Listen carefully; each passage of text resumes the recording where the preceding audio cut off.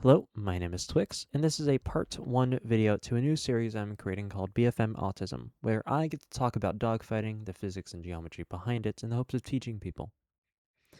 Today we're going to be talking about our turn circles, essentially one circle and two circle, what they mean, how we can use them, and then talking about the physics behind our turns and how we can use that physics to turn effectively inside of our one circle and two circle in order to gain the advantage. To start off with, we're going to be talking about the most basic concept in dogfighting, and that is the merge. If you have a bad merge, the fight will be bad, but if you have a good merge, the fight will be good. We're not going to be talking about how to exploit the merge, just defining what it is for later use. When two fighters approach each other in the head-on, and they pass, that is considered merge. And this is the same no matter what direction we approach from. As long as we pass each other, it is merge. But in this case, we're just talking about the head-on. To further continue on, we are going to say that both fighters are turning to the north. So we're going to have the blue fighter turn as so, and the red fighter turn as so. Notice they both have the same shape of turn. They're both meeting here, much like with the merge, it's a head-on. And notice how the flight paths create a circle. And it's only one circle. And because of that, we call this the one circle fight. Also notice how at this point, we can continue this fight, say mimicking the merge if the red fighter continues like so, and the blue fighter continues like so. We get this scissoring effect, this mirror of this turn. And this can continue infinitely in this direction, where we just keep swapping between back and forth. Also notice that we are not forced to stay in this, turn. We could also turn the other way. But we'll get into to that here in a second. So, mimicking that, what happens if we do turn the other way? What happens if instead of turning north with the blue fighter, the red fighter decides to turn south? So notice, unlike with the one circle, where both fighters were meeting head-on and they were nose to nose with each other, in this case, we are nose to tail. We're chasing each other's 6 o'clock position. Notice the increased separation in the range.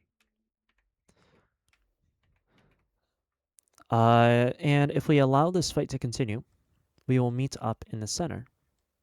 And much like here, where we meet up in the center, we are able to continue this fight. Say red fighter turns like so, blue fighter turns like so, and we continue that two circle.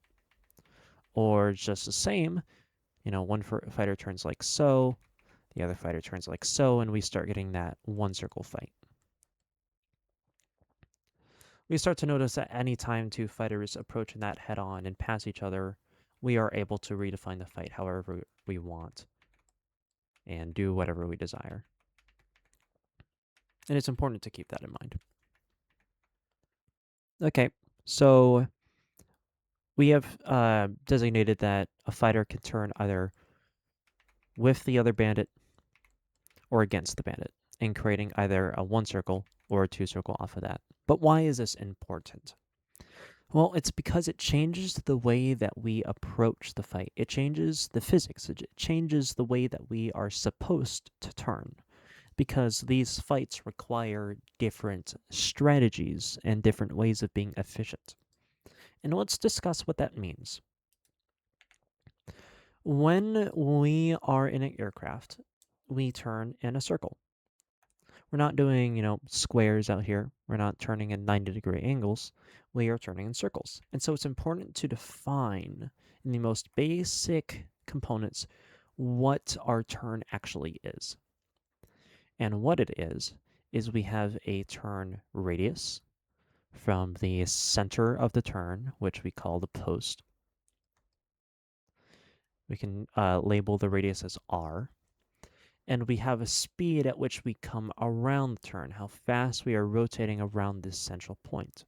And this is called radius, which we can also call omega, which is what it's called mathematically. That's all you need to understand. Radius and rate. Okay, cool, but how can we use that? Well, in an aircraft, we manipulate our rate and our radius using speed and g-force. And let's talk about what that means. Let's erase some of this.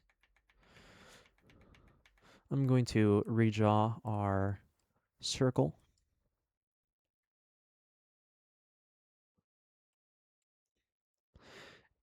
And for our variables, for our rate and radius, we're going to write out the formulas. Radius and rate.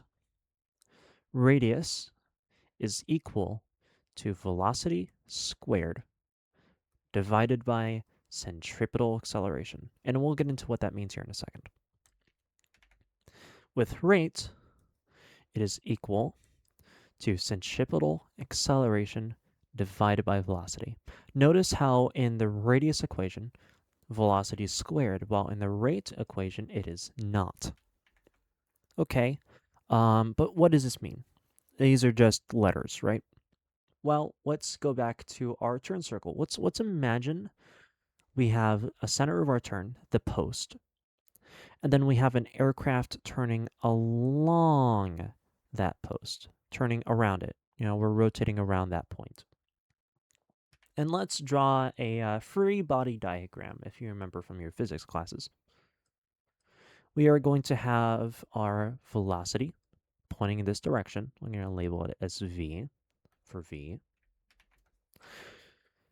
But if we continue in this direction, if we allow velocity to continue in this direction, we are never going to rotate around this point. We're just going to fly off into space.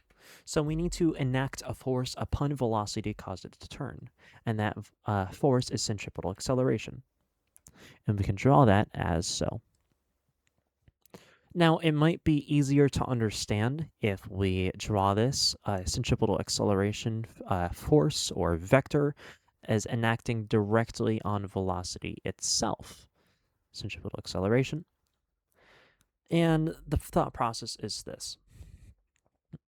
Given we have a velocity and a given acceleration, centripetal acceleration, if velocity is weak, then centripetal acceleration will have an easier time pushing it and manipulating it. And that will cause a higher turn performance. Because velocity is weak, centripetal acceleration is able to push, to curve the velocity more, and thus the turn radius gets tighter, and the turn radius gets faster. But if velocity is high, then centripetal acceleration will have a harder time pushing it. It will be less manipulatable. And so the turn radius starts to widen, and our turn radius starts to widen, and the turn rate will start to slow down.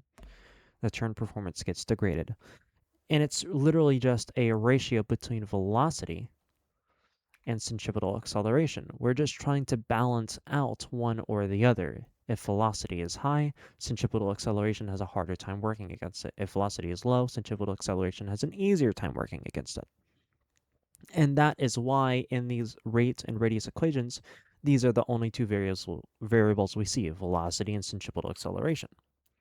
And so you might make the assumption, so what you're saying is that being slower is better because centripetal acceleration can manipulate velocity easier.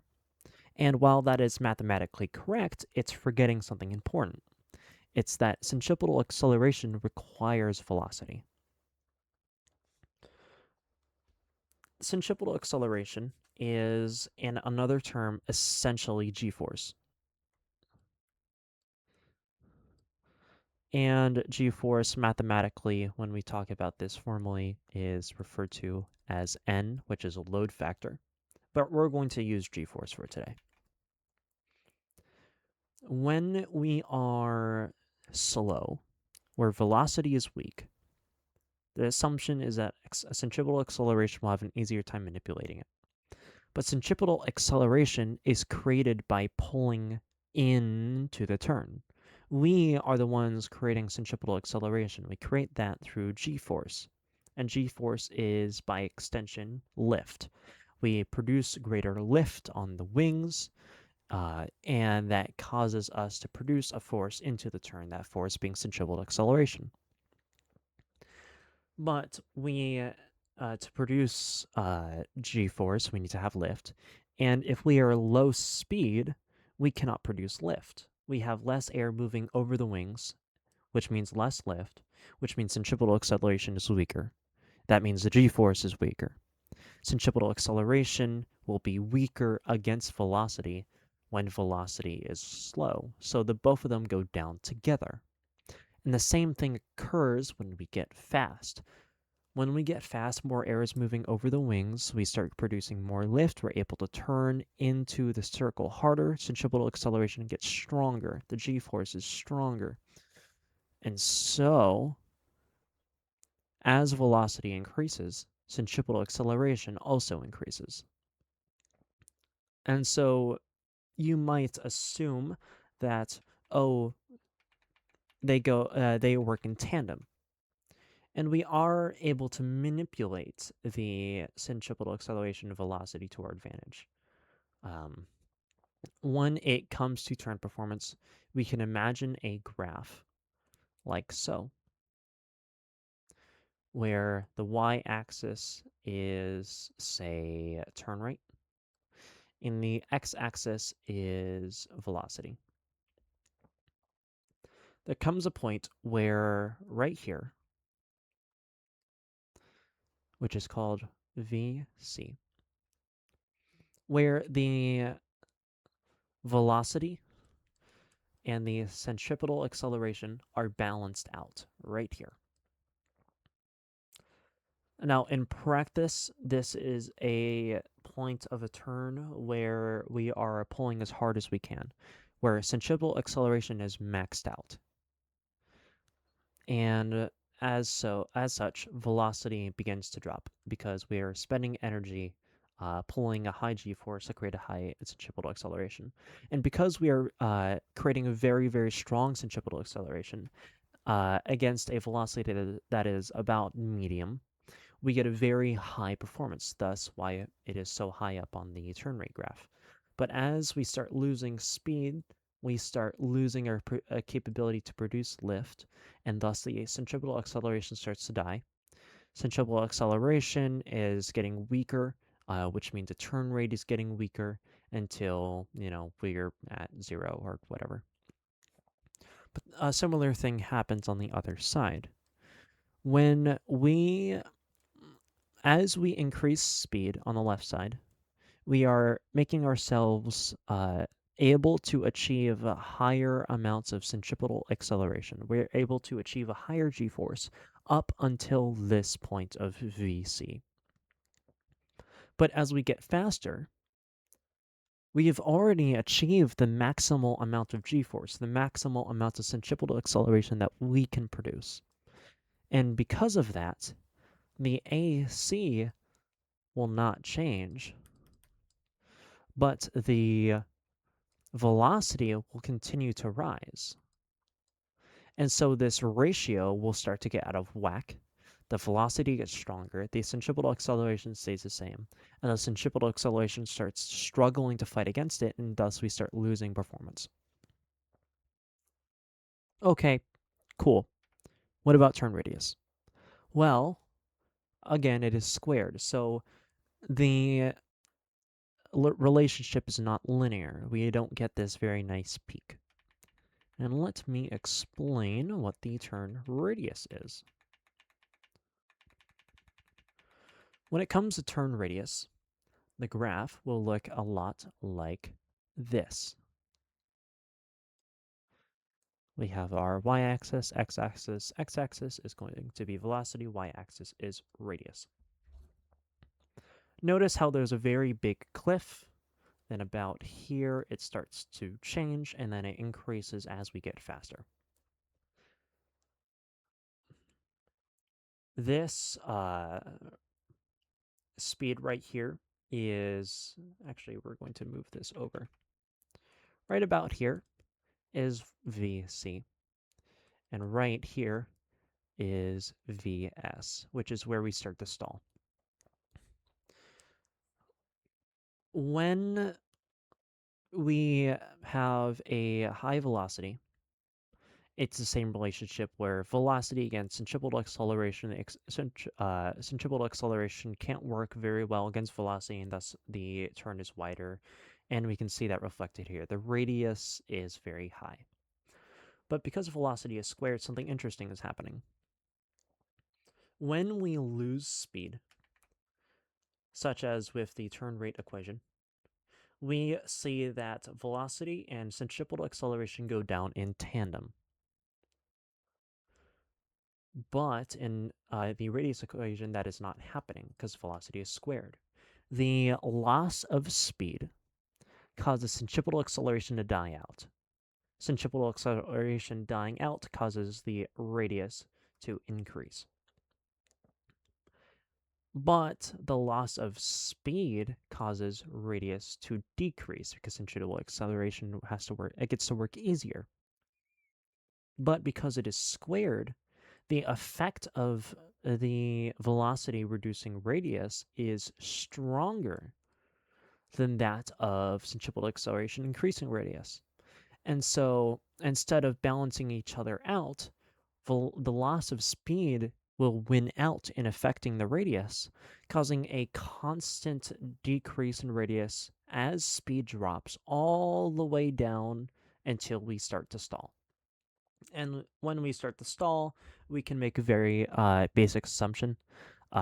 We are not able to, when we stalling out, we're so slow that air is not flowing over the wings properly, and thus we're not able to produce lift. We're not able to produce lift, thus g-force is low, thus the centripetal acceleration is low, thus weak centripetal acceleration against velocity, which means the radius is expanding very rapidly, and that is exactly what we see here.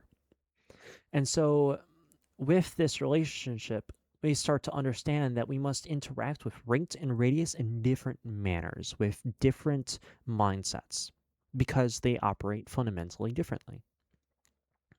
And so, what we can take away from this in the most boilerplate, simple, layman's terms, is that if we want to have a tight radius, a tight turn, we need to be slower. And if we want to have a fast turn, we need to get to our corner speed, which is VC. We need to have a medium speed and pull as hard as we can. And this is for an instantaneous turn, again, where we're bleeding speed. There is another type of turn performance where we are able to sustain a given turn rate without bleeding speed, but we will get into that another time. Just understand that this relationship of speed with g-force or centripetal acceleration. So now we understand the turns themselves, but let's try and apply them to our basics, our one circle, two circle. Let's start off on the left with our one circle. We're going to say that the red fighter turns like so, but we're going to have our blue fighter traveling at a lower speed, because if we remember, at a lower speed, the radius will be tighter because velocity is squared. So blue fighter being at a lower speed, he's going to turn like so. Notice how he only turned 90 degrees, while the red fighter turned 180 degrees, but the blue fighter already has nose on.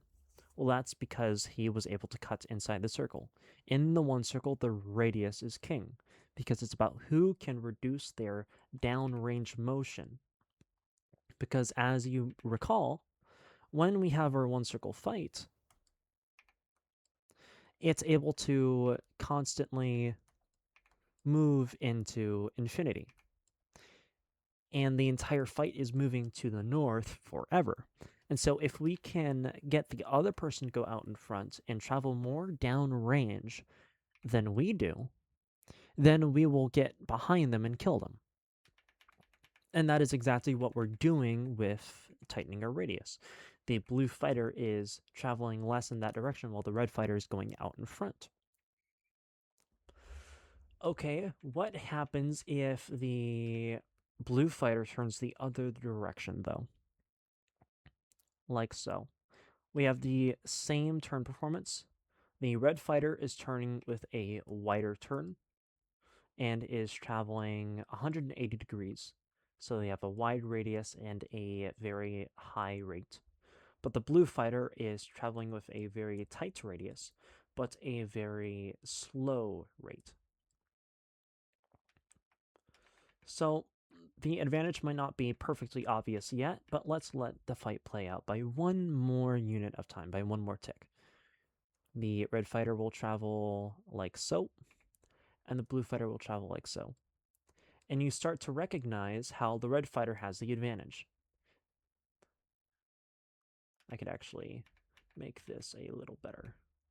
Like so, and like so, and like so. So now we have consistent radius. The red fighter has the advantage despite being a wider turn because they were prioritizing turn rate, while the blue fighter had a lower turn rate but a tighter turn, so he's able to come around. The two circle prioritizes rate because we're trying to travel around the circle. We're trying to catch up to the other person's tail because, again, remember, the two circle fight is a nose to tail fight. We're trying to come around, whereas with the one circle, we're trying to fight nose to nose, and we're trying to cut inside and get the other person to go out in front. And so it's a matter of when we fight, we need to understand what the fight is, and based on that, what do we prioritize? Is the fight one circle or is it two circle? And based on that knowledge, based on our interpretation of the fight, we have to decide, are we going to use rate, or are we going to use radius, or are we going to use rate? Which one is going to give us the advantage? If it's two circle, we need to use rate. If it's one circle, we need to use radius.